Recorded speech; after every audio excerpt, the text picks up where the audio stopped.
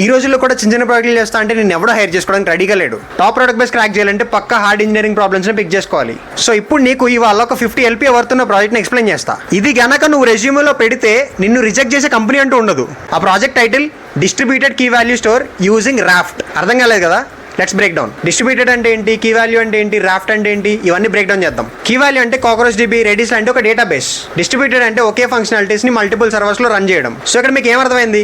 Key value store అనే దాన్ని మనం డిస్ట్రిబ్యూటెడ్ సిస్టమ్స్ లో రన్ చేస్తున్నాం. కానీ డిస్ట్రిబ్యూటెడ్ సిస్టమ్స్ లో వచ్చిన చిన్న ప్రాబ్లం ఏంటంటే, ఫర్ ఎగ్జాంపుల్ ఒక సర్వర్ ఫెయిల్ అయితే ఆటోమేటిక్ గా మిగతా దానిలో ఉన్న కన్సిస్టెన్సీ మిస్ అవుతుంది. ఫర్ ఎగ్జాంపుల్ నేను ఒక రైట్ ఆపరేషన్ పర్ఫామ్ చేశా, ఆ రైట్ ఆపరేషన్ ఒక సర్వర్ లో స్టోర్ అయింది, కానీ మిగతా సర్వర్స్ కి సింక్ అవ్వలేదు. అప్పుడు ఏమవుతుంది?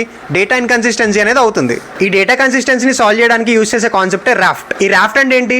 రాఫ్ట్ అంటే ఒక కన్సెన్సస్ అల్గోరిథం. ఇదేం చేస్తుందంటే ఒక సెట్ ఆఫ్ సర్వర్స్ మధ్య కొన్ని రూల్స్ అనేది పెడుతుంది అనమాట. ఆ రూల్స్ ఫాలో అవడం వల్ల ఎప్పుడు డేటా అనేది కన్సిస్టెన్స్ గా ఉంటుంది అక్రాస్ సిస్టమ్స్. ఫర్ ఎగ్జాంపుల్ మన దగ్గర server A, server B, server C 3 servers ఉన్నాయి. ఈ 3 సర్వర్స్ లో నేను సర్వర్ బి ని ఒక లీడర్ గా పెట్టుకున్నా. ఇప్పుడు ఏం చేస్తా? ఏమన్నా రీడ్ ఆపరేషన్ చేయాలన్నా, రైట్ ఆపరేషన్ చేయాలన్నా వీటన్నిటిని నేను సర్వర్ బి నుంచి మాత్రమే పర్ఫామ్ చేస్తా. ఫర్ ఎగ్జాంపుల్ ఇందులో సర్వర్ బి అనేది డౌన్ అయింది. ఇప్పుడు ఏమవుతుంది?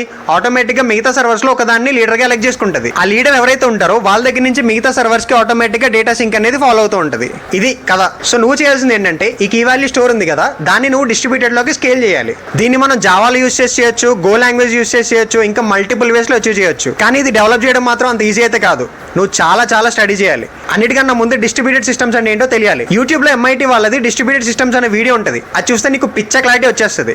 నాకు ఈ ప్రాజెక్ట్ ఐడియా వచ్చినప్పుడు నాకు చాలా ఇన్నోవేటివ్ అనిపించింది. ఒక్కసారి ఐడియాని బ్రెయిన్ స్టార్మ్ చేయి, నీకు చాలా బాగా అర్థమవుద్ది. ఇలాంటి ఐడియాస్ ఇవ్వడానికి నేను ఎప్పుడు రెడీగా ఉంటా. ఇన్ కేస్ నీకు ఐడియా నచ్చితే ఇప్పుడే ఫాలో చేసి పెట్టుకో అండ్ మీ ఫ్రెండ్స్ అందరికీ షేర్ చేయి. వీడియో నచ్చితే ఇప్పుడే లైక్ చేయి. నెక్స్ట్ వీడియోలో మాట్లాడుకుందాం.